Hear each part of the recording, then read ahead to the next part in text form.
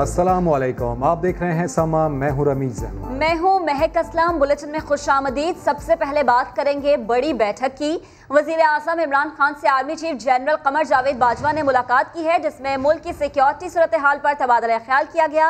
इजलास में line of control पर भारतीय जारहत से मुताल्लिक भी बातचीत हुई। वज़ीर ख़ारजा शाह महमूद कुरैशी भी मुलाकात में मौजूद थे। इसी पर बात करने के लिए हमारे साथ मौजूद हैं दिफाई तज्ज़ियाकार हारिस नवाज साहब।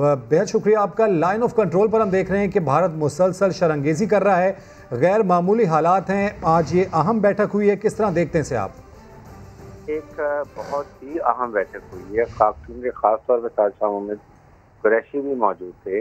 कश्मीर की सूरत हालत देखेंगे, 3 नौजवान मजदूरों को टेररिस्ट डिक्लेयर करके उनको मार दिया गया और रोज़ाना की ये रूटीन बनी हुई है।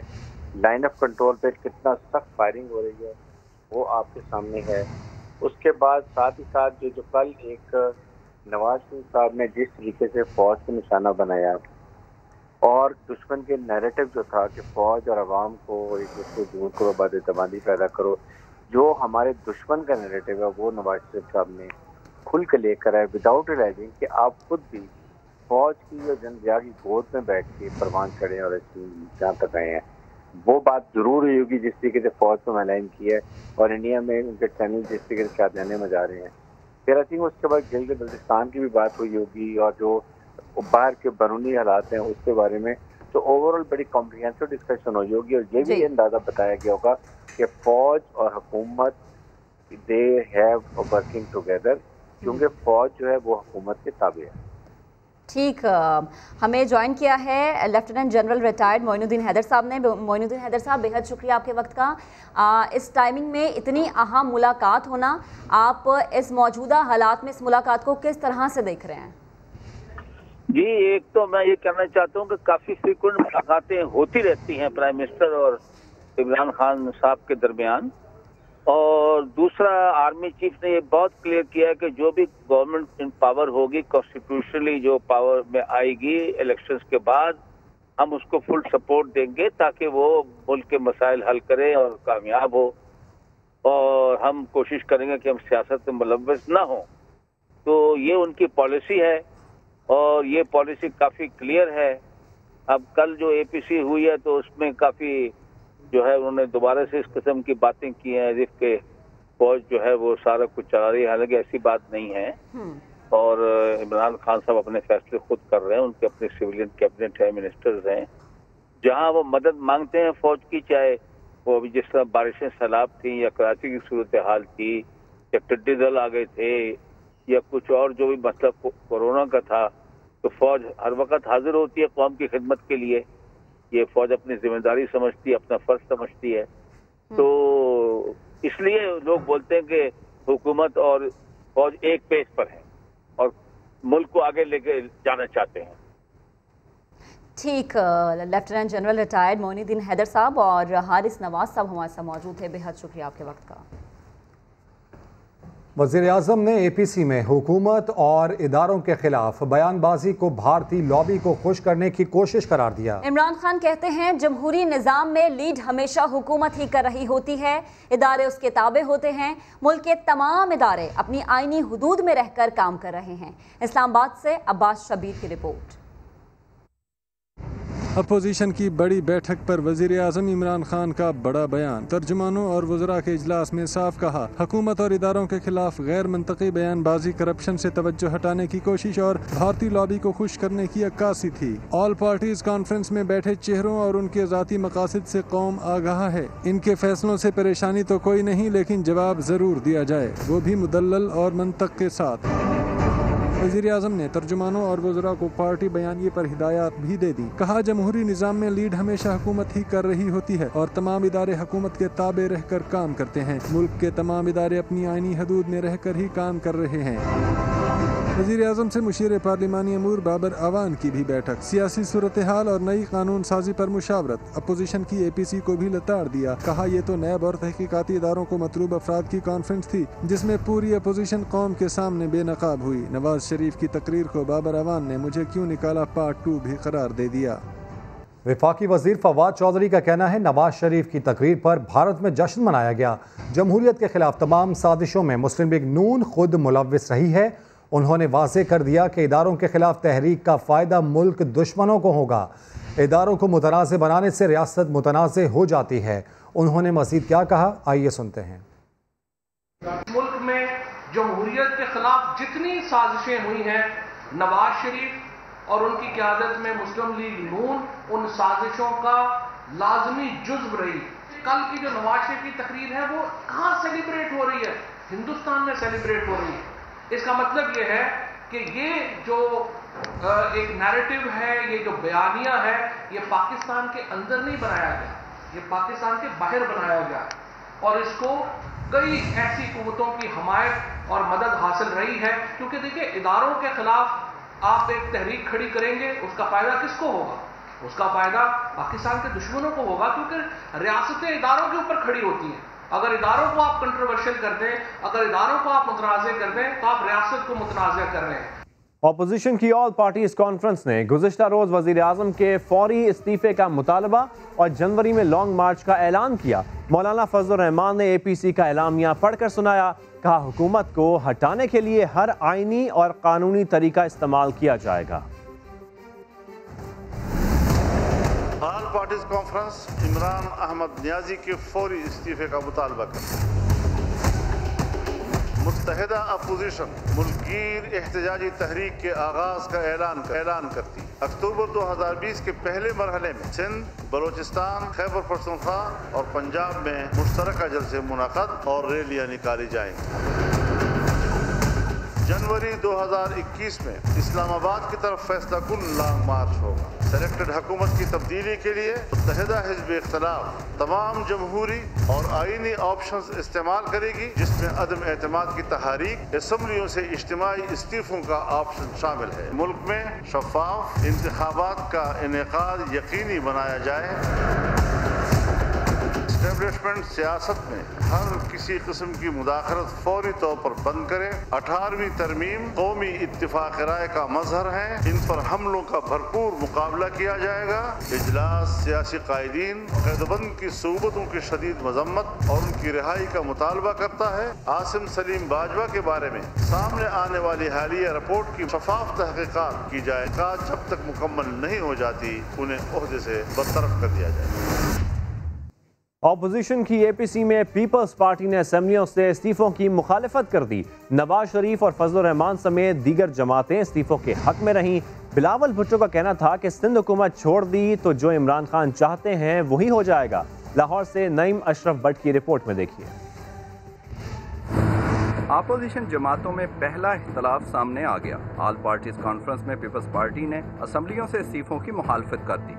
ज़राए के मुताबिक इजलास में नवाज शरीफ ने मौलाना फजल रहमान को मुखातिब करते हुए कहा कि आप कहें तो कल ही हमारी जमात इस्तीफे देने को तैयार है। हमारी जमात में से कोई ऐसा नहीं करेगा तो वो जमात में नहीं रहेगा। नवाज शरीफ की बात पर बिलावल भुट्टो ने कहा कि हमने फौरी इस्तीफे दिए और सिंध हुकूमत छोड़नी पड़ी तो फिर इमरान खान जो चाहते हैं वो हो जाएगा। NFC अवार्ड पर भी वो अपनी मर्जी कर लेंगे। बिलावल के मुताबिक इनकी पार्टी की सेंट्रल कमेटी ने ये फैसला कर रखा है कि कभी भी इस्तीफों से असम्बलियां नहीं टूटने देनी। इजलास में आसिफ जरदारी ने कहा कि हम 1985 में इलेक्शन का बाइकआउट करके ये गलती कर चुके हैं, जिस पर मियां साहब ने कहा कि इतनी ज्यादा नशिस्तों पर इलेक्शन कराना मुश्किल है और हमने इस्तीफे देकर घर तो नहीं बैठ जाना। नया इलेक्शन तो हमारा मुतालबा है। पीपल्स पार्टी के तहफुजात के बाद नवाज शरीफ ने कहा कि पहले सड़क गर्म करते हैं फिर इस्तीफों पर आएंगे, जिसके बाद इस्तीफों की बात इलामिया के आखिर में रख ली गई। नवाज शरीफ ने किसी के पूछने से पहले ही ये कह दिया कि इनका ऑपरेशन होना है और जैसे ही इलाज मुकम्मल हुआ वो एक दिन भी गैर जरूरी लंदन में नहीं रुकेंगे। नईम अशरफ भट्ट, समा, लाहौर। क्या हुकूमत नवाज शरीफ को वापस लाएगी? क्या हुकूमत अपोजिशन को लॉन्ग मार्च की इजाज़त देगी? प्रेस कॉन्फ्रेंस के दौरान वफाकी वज़रा से सवाल हुआ तो वज़ीर ख़ारजा शाह महमूद कुरैशी ने कहा, अभी लॉन्ग मार्च में कई रातें बाकी हैं। माजी में भी हाथी के दांत खाने के और दिखाने के और थे। अगर वो सेहतयाब हैं और उनकी जान को खतरा नहीं है तो क्या वो अपने कॉल के पाबंद नहीं हैं? क्या उन्हें अखलाकी तौर पर वापस खुद नहीं आना चाहिए? जो वो औरों को तलकीन कर रही हैं, क्या उस पर अमल उनको नहीं करना चाहिए? नंबर 1। नंबर 2, आपका दूसरा सवाल का है, देखिए वो उन्होंने तारीख जो उसकी दी है वो दी है जनवरी 2021, ठीक है, उन बकौल उनके। तो अभी तो उसमें कई तवील रातें हैं अंदर, और आपको पता है कि कई दफ़ा वो फैसलों पर नज़रसानी भी फरमा लेते हैं। सवाल ये है कि माजी में भी वो, मैं अर्ज कर चुका पहले कि हाथी के दांत दिखाने की और चबाने की और, वो कई किस्म की बातें करते रहे हैं। विफाकी वजीर बराए मनसूबाबंदी असद उमर कहते हैं आसिम सलीम बाजवा एक बेहतरीन ऑफिसर हैं, हमें उनके साथ काम करने में कोई तकलीफ नहीं, तो सिविलियन सुपरमेसी का क्या सवाल। असद उमर ने यह भी कहा कि CPAC पर पहले से ज्यादा तेजी से काम हो रहा है। आसिम बाजवा के साथ बड़ा करीबी तौर पे काम करता हूँ, मेरे वो CPAC अथॉरिटी के चेयर हैं। अच्छा, मुझे ये भी नहीं समझ में आती कि वो रिपोर्ट मुझे करते हैं, CPAC अथॉरिटी जो प्लानिंग कमीशन प्लानिंग मिनिस्ट्री के साथ काम करती है, मुझे कोई तकलीफ नहीं है, ये सबको तकलीफ है कि जी वो सिविलियन सुपरमेसी। भाईजान, मुझे खुशी है इस बात की कि मेरे पास एक इंतहाई काबिल ऑफिसर है जो CPAC, जिसको वो मियाँ साहब कल कह रहे थे कि वो पता नहीं इसके लिए BRT कर दिया है, वो पहले से ज्यादा तेजी से चल रहा है। CPAC की तारीख के सबसे बड़े मंसूबे जो हैं वो इस साल मंजूर हुए हैं। ML1 पाकिस्तान की तारीख का सबसे बड़ा मंसूबा, CPAC का सबसे बड़ा मंसूबा अप्रूव हुआ है। और जिस तरीके से हमारे स्पेशल इकोनॉमिक जोन्स में तेजी आई है, हमारा कोहाला और आज़ाद पतन हुआ है, ये सब उसकी एक वजह ये है कि एक CPAC authority led by a very fine officer वो जो काम कर रहे हैं। वैसे मैं आसिम बाजवा से बोला तो मैं उनसे बहुत इंप्रेस हो गया। मैं तो समझता था कि बस एक अच्छे फौजी अफसर हैं, कल तो मुझे पता चला कि वो बहुत बड़ी बला हैं। वफाकी वजीर असद उमर ने सहाफ़ियों के सामने सवाल रख दिया। कहते हैं बड़े मियाँ साहब ने फ़ौज से मुताल्लिक जो बात की, छोटे मियाँ से उस बारे में पूछा जाए। मैं बहुत सारे सवाल पूछे जो उठने से पहले एक मेरी आपसे दरखास्त है कि एक सवाल जो है वो हमारी तरफ से आप शहबाज शरीफ साहब से ज़रूर पूछें। शहबाज शरीफ साहब से पूछेंगे जी कल मियाँ नवाज शरीफ ने फ़ौज के बारे में जो कहा है कि आपके क्या तासुरात हैं, इस पर यह सवाल हमारी तरफ से नवाज शरीफ इतनी बड़ी तहरीक का ऐलान करके खुद लंदन बैठे हैं। लीडर के बगैर तहरीक भला क्या होगी। वज़ीर आज़म के मुशीर बराए एहतसाब और दाखिला शहजाद अकबर कहते हैं मियाँ साहब खुद ही शर्म करें और अब वापस आ जाएं। ये भी कहा कि अपोजिशन वाले फैटफ कवानीन से मुताल्लिक प्रोपेगेंडा कर रहे हैं। साहब ने इतनी बड़ी तारीख का ऐलान किया, बगैर रीजन की तारीख क्या होनी है, आप ही शर्म करें आ जाए। अब जहाँ तक उनकी वापसी की बात है तो एक तो ये है कि नवाज शरीफ की रिटर्न जो है उसका सिनारियो थोड़ा सा डिफरेंट है इसाक डार और हुसैन नवाज वगैरह से। कोविड से पहले एक एग्रीड ड्राफ्ट तैयार है, वो भी हो जाएगा, लेकिन पर्सन टू पर्सन एक्सट्रैडिशन के ऊपर आप एग्री कर सकते हैं। हमें कंप्लेंट थी मियाँ साहब के अहसासों के मुताबिक हम सुप्रीम कोर्ट चले गए। इनको अगर लगता है कि कुछ अहसासों के ऊपर है तो इनके तमाम फोरम खुले हुए, चाहे वो नैब है या कोई और नहीं है। धरने में फ़र्क होता है। एक धरना लंदन से होना है स्काइप के ऊपर, उसमें से कुछ नहीं निकलना। एक धरना था जो इमरान खान के कंटेनर के ऊपर करा। शाहिद खान अब्बासी साहब हैं जिनको मेरी शक्ल ही पसंद नहीं है, लेकिन इसके बावजूद शाहिद रहमान साहिबा हैं, तो सबसे रिक्वेस्ट की कि आप बाहर जाकर तो ये बात करते हैं, लेकिन वो कौन सा कानून है जो 4-5 इदारे हैं जिनके पास मनी लॉन्ड्रिंग की इन्वेस्टिगेशन की इख्तियार है, उनके पास इनहेरेंट पावर्स हैं अगर अरेस्ट दरकार हो तो। अदरवाइज तो ये फाइनेंशियल क्राइम की इन्वेस्टिगेशन है, power of arrest because of this crime नहीं हो सकती। ये उसके अंदर गवर्नमेंट की साइड से तो जो बिल आया वो था, और वो गवर्नमेंट का बिल वो है जो तो उन्हीं की बनाए हुए एक डॉक्यूमेंट को जिसको हम रिव्यू करके अपने हालात के मुताबिक लॉ बना रहे हैं, तो उसके ऊपर ये इतराज मेरे ख्याल में बिल्कुल मुनासिब नहीं है। वजीर इत्तलात फयाजुल हसन चौहान का ऑपोजिशन को पैगाम, लेकिन बंदूक के साथ समा के सवाल पर वजाहत भी कर दी। कहा जान को खतरा है, लाइसेंस याफ्ता असलहा साथ रखता हूं, लेकिन ये बंदूक गलती से वीडियो में आ गई। असलहे की नुमाइश क्यों की, मकासद क्या थे, गलती थी या फिर कोई पैगाम दिया गया। फयाज चौहान के वीडियो पैगाम में बंदूक क्या कर रही थी। समा ने वजीर इत्तलात पंजाब से सवाल किया तो कहने लगे 2 माह कबल कत्ल की तहरीरी धमकी मिली थी, तब से लाइसेंस याफ्ता असलहा साथ रखता हूँ। मुझे डेथ थ्रेट है और प्रॉपर जनाब डेथ थ्रेट है। इस जगह पे मेरा ऑफिस है, यहाँ पे भी थ्रेट है जना दहशतगर्दी का, और मैं कम से कम एक नहीं मेरे पास 3 गन्ने हैं जो लाइसेंस हैं जो मैं लेके मूव करता हूँ। तो इस वजह से मेरे ऑफिस में ये होती है जना, तो वो गलती से जब वो वीडियो बनाई है तो जिसने बनाने वाले नहीं बताया उसको साइड पे कर देते जना। फयाज चौहान ने अपोजिशन की APC से मुताल्लिक बयान रिकॉर्ड कराया था। उस बंदूक को एक जानिब वो लाइसेंस याफ्ता कह रहे हैं तो दूसरी जानिब इसे वीडियो बनाने वाले की गलती भी करार दे रहे हैं। मगर ताज्जुब है, वज़ीर इत्तलात पंजाब ने बयान रिकॉर्ड करा के उसे जांचना तक गवारा न किया और मीडिया को जारी कर दिया। फयाजुल हसन चौहान को किस बात का खतरा है? वो वजीर हैं और कमरे में बैठते हैं। लीगी रहनुमा मोहम्मद जुबैर ने सवाल उठा दिया। समा से बात करते हुए उनका कहना था, इक़्तिदार में रहने वाली जमात के वजीर की हरकत में जागीरदाराना निज़ाम की झलक नुमाया है। वजीर आज़म को नोटिस लेना चाहिए। फयाजुल हसन चौहान से आप कुछ भी एक्सपेक्ट कर सकते हैं ना, मुझे नहीं पता उनका क्या इंटेंट था, लेकिन बंदूक के साथ तो मेरा ख्याल है हमारे वो सरदार जो फ्यूडल सिस्टम की रिप्रेजेंटेशन नजर आती है। कोई भी सियासतदान इस किस्म की करना, हरकत करना, और कौन सा थ्रेट है? वो मिनिस्टर हैं, कमरे में भी बैठते हैं तो पीछे गन लेके बैठते हैं। मतलब हैरान कुन बात है। Chauhan is the biggest disappointment. मेरा ख्याल है PTI में एक शख्स भी अगर उठ के ये कह दे कि इसको वो डिफेंड कर सकता है, इस रिप्रेजेंटेशन को, ये क्या रिप्रेजेंट करती है कि पाकिस्तान के सबसे बड़े सूबे के information minister, spokesman for the government of Punjab, जो 12 करोड़ अवाम को रिप्रेजेंट करते हैं, वो अगर उनका लेवल ये है कि वो खुद उनको नहीं पता कि ये पीछे गन क्यों पड़ी थी, टेरर खौफ से गन लेके बैठे हुए हैं, या क्या कल APC का कोई मैसेज उन्होंने देना था? अफसोस की बात है। कंडेम करना चाहिए, इमरान खान साहब को भी कंडेम करना चाहिए। और लाहौर हाई कोर्ट ने मनी लॉन्ड्रिंग केस में शहबाज शरीफ की दरख्वास्त जमानत पर समाअत कल तक मुलतवी कर दी। नायब प्रोसिक्यूटर का मौक़िफ़ था कि बैरून मुल्क जायदादों के हवाले से तफ्तीश के लिए गिरफ्तारी ज़रूरी है। लीगी सदर के वकला ने केस सियासी करार दे दिया। शाहिद हुसैन की रिपोर्ट। मनी लॉन्ड्रिंग केस में शहबाज शरीफ की जमानत का केस 2 रुकनी बेंच ने समाअत की। शहबाज शरीफ अदालत में पेश हुए। इनके वकला ने दलाइल में कहा कि ये केस सियासी बुनियादों पर बनाया गया, रेफरेंस फाइल हो चुका है, अब शहबाज शरीफ की गिरफ्तारी की जरूरत नहीं। नैब सिर्फ अना की तस्कीन के लिए इन्हें गिरफ्तार करना चाहता है। आज पूरे मुल्क में शोर है कि APC के बाद शहबाज शरीफ गिरफ्तार होंगे, जिस पर नैब प्रोसिक्यूटर ने कहा कि दरखास्त पहले से इल्तवा में है, ये बात ना करें। बैरून मुल्क जायदादों के हवाले से शहबाज शरीफ ने हमेशा कहा, बाहर जाएंगे तो तफसीलात लाकर बताएंगे। इस हवाले से मजीद तफ्तीश के लिए गिरफ्तारी दरकार है।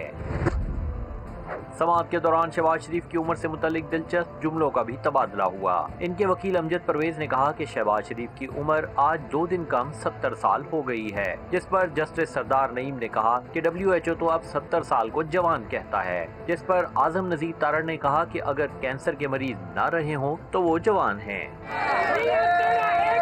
दोनों तरफ से दलाइल जारी थे कि अदालत ने केस की समाअत कल तक मुलतवी कर दी। कैमरा टीम के साथ शाहिद हुसैन, समा, लाहौर। स्टेट बैंक ने आइंदा 2 माह के लिए मॉनेटरी पॉलिसी का ऐलान कर दिया। शरह सूद 7% की सतह पर बरकरार रहेगी। गवर्नर स्टेट बैंक रजा बाकर ने प्रेस कॉन्फ्रेंस में बताया कि कोरोना वायरस के बाद शरह सूद में 6.25% कमी की जा चुकी है। मार्च के बाद शरह सूद 13.25% से कम करके 7 किया गया है। उनका कहना था कि महंगाई के खतरात दरपेश हैं, मगर हदफ के अंदर रहने का इम्कान है। पॉलिसी रेट को 7% पे बरकरार रखा जाएगा। बुनियादी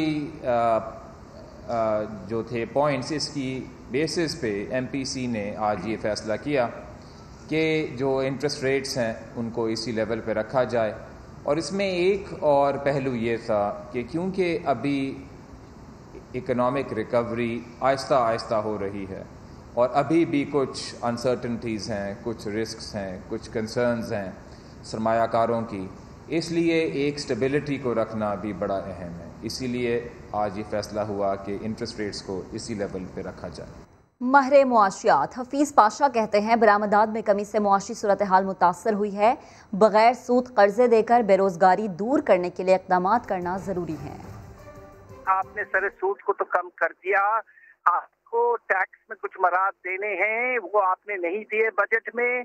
आपको कुछ ऐसे अखराजात करना है जिससे रोजगार में इजाफा हो। लिक्विडिटी का प्रॉब्लम है, प्रोडक्शन में कमी आई है, एक्सपोर्ट में कुछ इदारे मुतासर हुए हैं। लिक्विडिटी का सीरियस मसला, हम नहीं चाहते कि इदारे लिक्विडिटी ना होने की वजह से बंद हो जाएं, इसलिए उनको कुछ अरसे के लिए आप सूद के बगैर लोन दें, 1 साल 2 साल की जरूरत पड़े तो दे, ताकि हमारे इदारे कायम रहें और बेरोजगारी में ज्यादा इजाफा ना हो।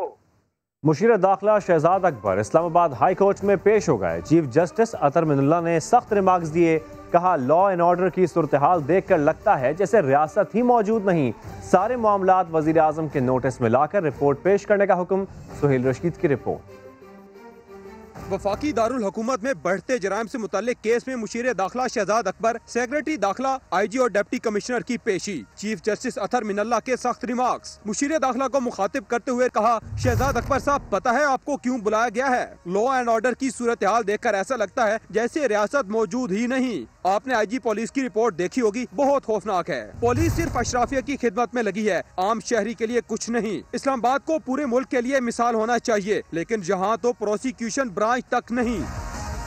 जस्टिस अतर मिनल्लाह ने मजीद कहा, एक तफ्तीशी अफसर को एक केस के 350 रुपए मिलते हैं, बाकी के पैसे वो कहां से लाता है? आप एहतसाब के भी मुशीर हैं, क्या ये हकायक करप्शन की राह हमवार नहीं करते? बतौर मुशीर दाखिला आप वजीर आजम की आंखें और कान भी हैं और उनके एतमाद के लोगों में शामिल भी। उन्हें बताएं कि सारी सूरत हाल में शहरियों के बुनियादी हकूक बुरी तरह मुतासिर हो रहे हैं। जब भी मामला वजीर आजम के नोटिस में लाया गया, रियासत का बेहतर रद्द अमल सामने आया। अदालत ने शहजाद अकबर को सारे मामलात वजीर आजम के नोटिस में लाकर 3 हफ्ते में तफसीली रिपोर्ट जमा कराने का हुक्म भी दे दिया।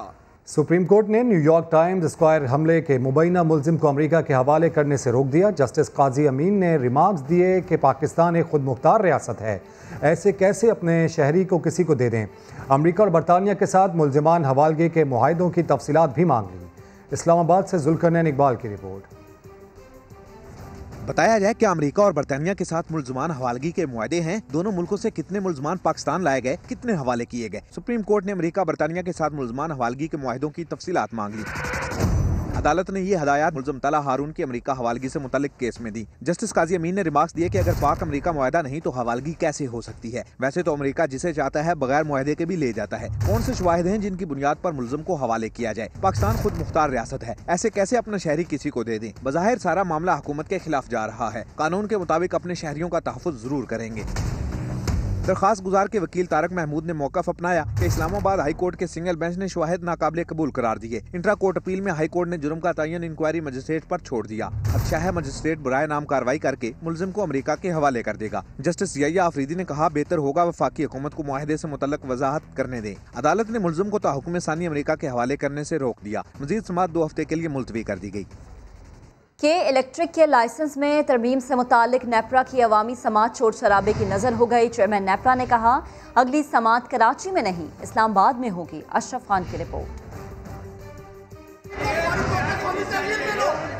बिजली के सताए कराची वालों को दिल की भड़ास निकालने का मौका मिला तो नेपरा की जानिब से लगाई गई अवामी कचेरी में तूफान मच गया। क्या शहरी और क्या ताजिर सभी बरस पड़े। सिराज कासिम तेली चेयरमैन नेपरा में तल्ख कलामी हो गई। भाई चंदा देने वालों को सुनते हो, जो फॉरेन एक्सचेंज कमा के देते हैं उनको नहीं सुन रहे। ये मोनोपोली खत्म होनी चाहिए। आज की मीटिंग इसी के लिए थी सिर्फ, मगर मुझे डाउट है कि ये नेपरा और ये सब कुछ ऐसा लग रहा था कि बहुत से लोग प्लांटेड भी थे यहाँ और कुछ लोगों को ऐसी तारीफें कर रहे थे जो करनी नहीं चाहिए। शोर शराबे तूफान बदतमीजी की वजह से चेयरमैन नेपरा को आधे घंटे के लिए समात भी मुलतवी करना पड़ी। केलेटी को इंतजामिया के खिलाफ खूब नारे लगते रहे।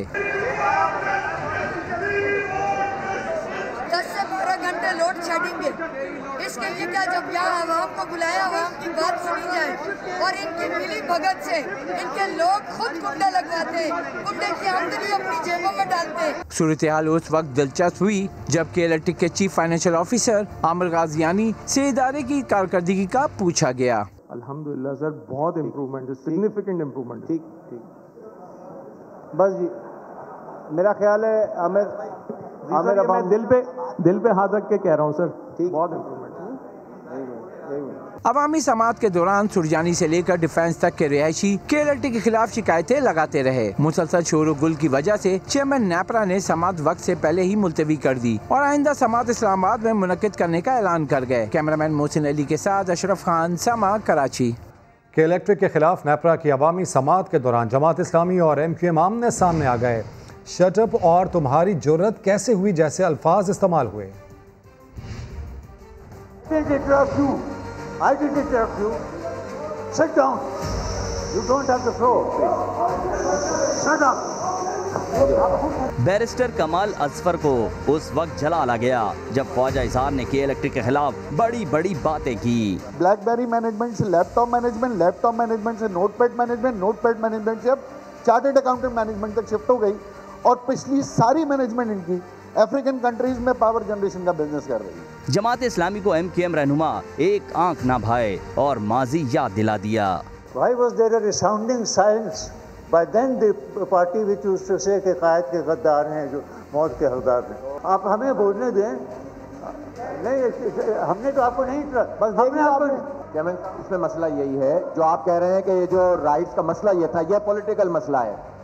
पार्टियों के अस्करी विंग इनके साथ मिले हुए थे जो रिकवरी अफसर बने हुए थे। बस फिर क्या था, ख्वाजा इजहारुल हसन अपनी सीट छोड़कर मैदान में आ गए। आग दोनों तरफ बराबर लगी थी। चेयरमैन नेपरा भाग गए कि सियासी तनाज़ा खड़ा हो गया और वक्त से पहले ही समाअत मुलतवी कर दी।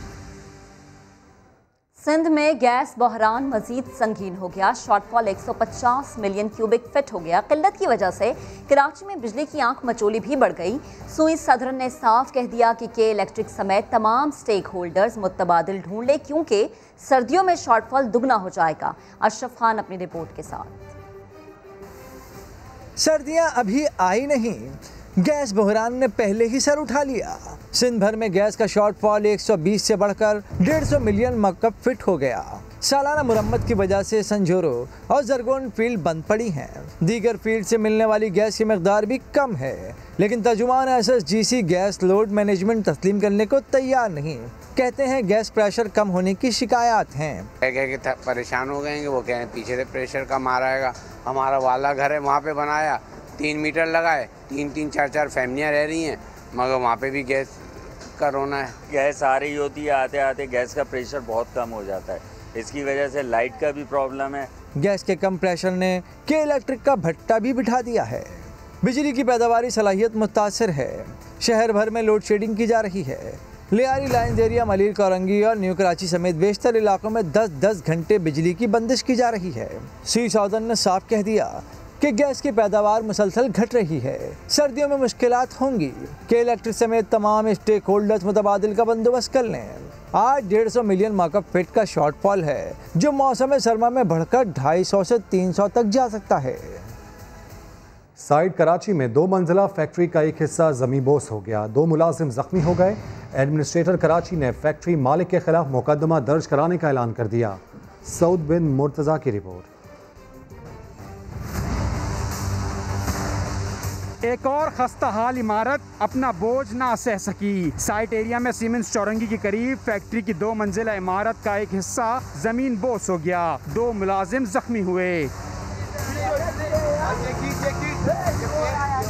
मुलाजमीन कहते हैं इमारत पहले से मखदूश थी और मालिक को शिकायत भी की गई थी। जब बारिश हो रहा था, हम लोगों ने 20 दिन पहले भी कंप्लेंट दे चुका है 3 बार। आज भी इनको मैनेजर को बोला है। इसका मेन सेठ जो है अमीन भाई, वो मरी पे बैठा हुआ है, कोई खबर ही नहीं करता कि यहाँ पे इंसान काम करते हैं या कौन काम करता है यहाँ पे। एडमिनिस्ट्रेटर कराची इफ्तिखार शलवानी कहते हैं तमाम टीमें वक्त पर पहुँची थीं। वाक़े का मुकदमा फैक्ट्री मालिक के खिलाफ दर्ज किया जाएगा। यहाँ के जो ओनर्स हैं, जहाँ के जो भी मुतालिका लोग हैं, अगर ये मखदूश इमारत थी और इसके खिलाफ उन्होंने पहले एक्शन नहीं लिया और इसमें अगर क्रिमिनल नेग्लिजेंस है तो उसके खिलाफ एक्शन लिया जाएगा। हमेशा की तरह इस बार भी इमारत गिरने के बाद वही कमिश्नर कराची ने भी रिवायती बयान जारी किया कि हंगामी बुनियादों पर शहर भर में तमाम मखदूश इमारतों को सील किया जाएगा।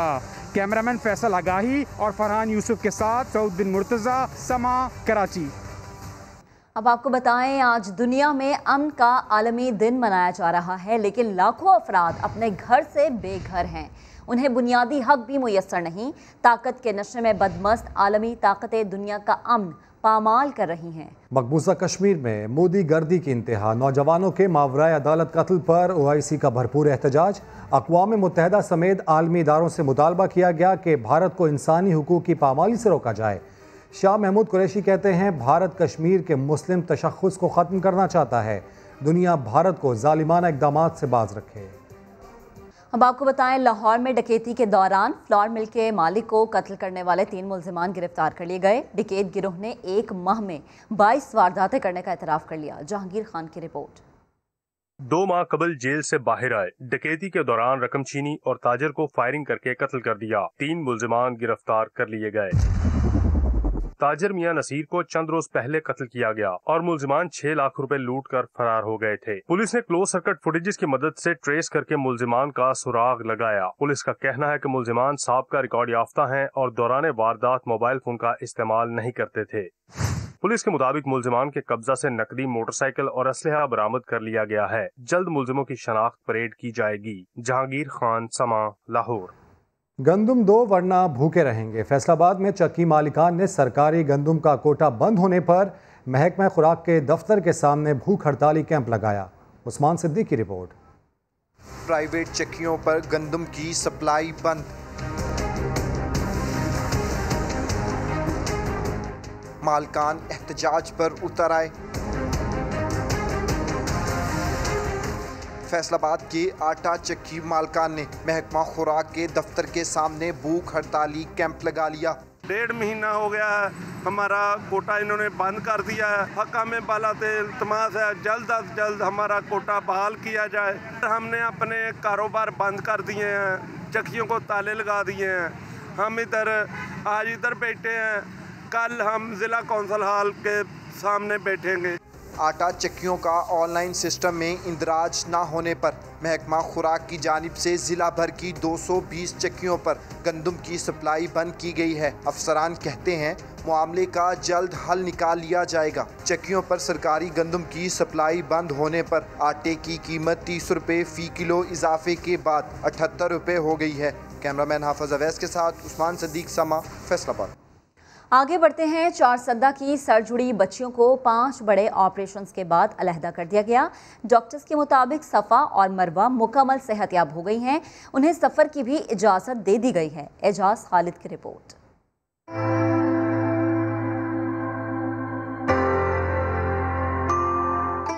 एक अच्छी खबर, 4 सद्दा की 2 बहनें सेहतयाबी के बाद इसी हफ्ते वतन वापस लौटेंगी। सर जुड़ी 2 बहनें सफा और मरवा को 5 बड़े ऑपरेशन के बाद अलग किया गया। लंदन में किए गए ऑपरेशन पर 30 करोड़ रुपए से जायद खर्चा आया। समा टीवी उनकी आवाज बना और मुखय्यर हजरात ने दिल खोलकर मदद की। शुक्रिया पाकिस्तानियों, शुक्रिया समा। ऑपरेशन के दौरान भी अहले खाना कौम से दुआओं की अपील करते रहे। सबसे अपील है कि दुआ करे कि अल्लाह सफा और मरवा का ऑपरेशन कामयाब बनाए। लंदन में 2 साल से जायद अरसे तक जेर इलाज रहने के बाद डॉक्टरों ने सफर की इजाजत दे दी है। एजाज खालिद, समा, 4 सद्दा। सिंध के तालीमी इदारे खुलते ही कोरोना ने सर उठा लिया। सिंध भर में 27,000 से जायद तालीमी इदारों में 139 अफराद में वायरस की तस्दीक हो गई। सबसे ज्यादा कराची मुतासिर है। संजय साधवानी की रिपोर्ट। सिंध के तालीमी इदारों में कोरोना केसेस सामने आ गए। 27,000 से जायद तालीमी इदारों से नमूने लिए गए। 16,000 टेस्ट के नताइज में 139 अफराद में कोरोना पाया गया। कोरोना से मुतासिर होने वाले तालीमी इदारों में कराची सरे फहरिस्त है, जहां डिस्ट्रिक्ट साउथ में 26 और जिला ईस्ट में 21 असातिज़ा में वायरस की तस्दीक हुई। 29 मुस्बत केस के साथ सिंध का जिला जामशोरो दूसरे नंबर पे है। 11,000 टेस्ट के नताइज अभी आना बाकी हैं। और स्कूल न खुलने के ऐलान से बच्चों के अरमानों पर पानी फिर गया। स्कूल कब खुलेंगे, बच्चे इस सवाल के जवाब की तलाश कर रहे हैं। कराची से मुदस्सिर नज़ीर की रिपोर्ट। 7 सितंबर का दिन अजान के लिए खुशखबरी लाया। मुबारक हो पाकिस्तानियों, तालीमी इदारे खुल गए। नवी जमात से जामियात तक पढ़ाई बहाल हो गई। SOPs पर सख्ती से अमल दरामद। छोटे बच्चों से 8वीं जमात तक की क्लासेस अगले मरहले में शुरू होंगी। मेरे प्यारे स्कूल, मैं आ रहा हूँ। 6 माह बाद स्कूल खुलने की खबर ऐसे खुशियाँ लाई जैसे बरसों से कोई चीज अचानक मिल गई।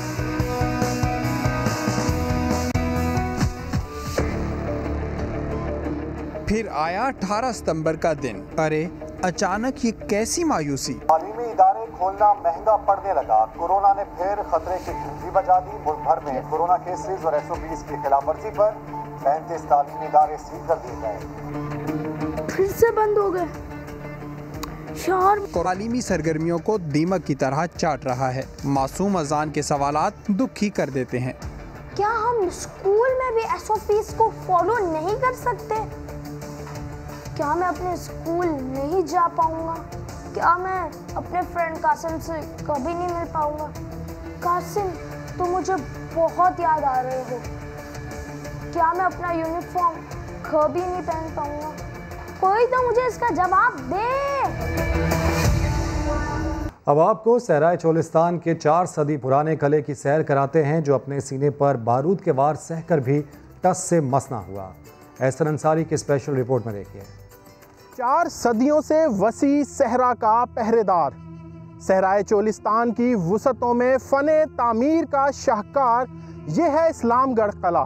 तो चलिए आज तारीख के आईने में इस किले की कहानी जानते हैं।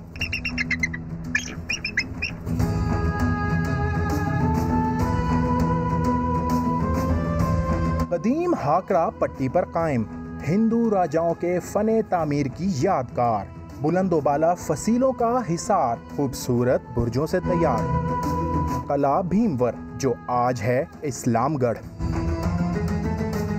1665 में राजा रावल ने सिंधी हमलावरों को रोकने के लिए बनवाया। इस किले ने कई हमलावरों का गरूर अपनी बुनियादों तले रोंद डाला। ये किला 17वीं सदी में बना था, राजा रावल ने बनाया था। इस किले को बनाते हुए तकरीबन 20 साल लगे थे। इस किले का पहला नाम था भीमवर। कहते हैं इस अहम किले की तामीर भी बहुत खास थी। किले में तामीर होने वाली ईंटों की तैयारी तो मकामी सतह पर की गई थी, मगर तमाम सामान और बड़े बड़े पत्थर बैलगाड़ियों की मदद से भारतीय रियासत जैसलमेर से यहाँ पहुँचाए गए थे। हाल का खंडर, माजी का शाहकार, कई अदवार की कहानियाँ सुनाते इस ढंढार के दरो दीवार। जब ये किले की तामीर हुई तो इस जगह पे मंदिर बनाया गया था। इस वक्त जो यहाँ पे हम मौजूद हैं, यहाँ से इंडो पाक बॉर्डर जो है वो 10 किलोमीटर के फासले पे मौजूद है। 1965 और 71 में इंडिया ने हमला किया यहाँ पे, और 1971 में यहाँ पे बमिंग जो की, उसके निशानात अभी भी आपको इसकी दीवारों पे नज़र आ रहे हैं। बैरूनी हमलावरों का डटकर मुकाबला करने वाला ये किला वक्त के सितम और गफलतों के वार के सामने हथियार डालकर वीरान लम्हों में डूबते सूरज की तरह अब अपनी रोनाइयाँ तेजी से खो रहा है। 20 साल की मेहनत का नतीजा किला भीमवर, जो आज इस्लामगढ़ है, मगर 400 साल बाद भी ये शाहकार अपने मामारों को दादे तहसीन पेश कर रहा है। एहसन अंसारी, समा, किला इस्लामगढ़, चोलिस्तान। अब आपको बताएं, स्वात की हसीन वादी मालम जब्बा में माउंटेन साइकिलिंग का मेला सज गया है। पथरीले और संगलाख रास्तों पर साइकिलें दौड़ाकर साइकिल सवारों ने एडवेंचर टूरिज्म की राहें खोल दी। शहाबुद्दीन की रिपोर्ट देखिए। वादी मालम जब्बा का मैजिक माउंटेन एडवेंचर पार्क, जिसका शहर सबको अपनी गिरफ्त में लेता है।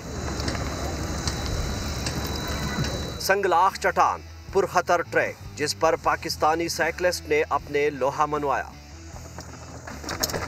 सतह समुंदर से 9200 फीट की बुलंदी पर माउंटेन साइकिलिंग की दौड़ में पंजाब, बलूचिस्तान, पेशावर और इस्लामाबाद के 20 साइकिल सवारों ने हिस्सा लिया। This is a very good activity जो कि यहाँ पे हो सकती है, बहुत पोटेंशियल है, और आगे भी नॉर्थ में बहुत ज़्यादा पोटेंशियल है। बहुत पसंद आया है यहाँ का जो ट्रैक था, वो MTB बाइक से हमने बहुत इंजॉय किया। It was really thrilling. Park की इंतजामिया कहती है कि इस वादी की सैर करने वाले एडवेंचर टूरिज्म से भी लुत्फानंदोज हो सकेंगे।